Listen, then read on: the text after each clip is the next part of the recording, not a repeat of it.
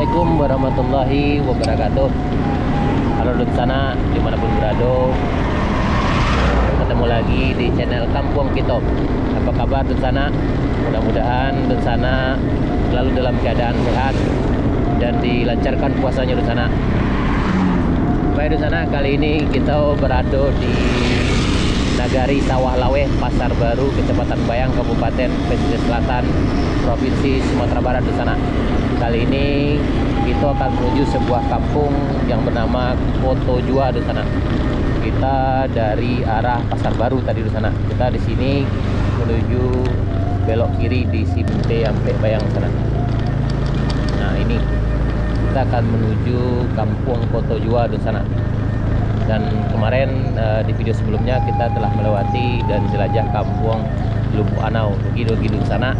Yang dirantau yang ingin melihat situasi dan kondisi yang ada di Nagari itu bisa cek video kami sebelumnya di sana. Mudah-mudahan video itu menjadi ubek rindu seratot raga di sana ke kampung tercinta.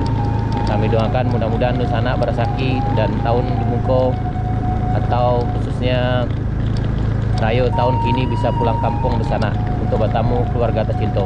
Baik di sana, selamat menyaksikan.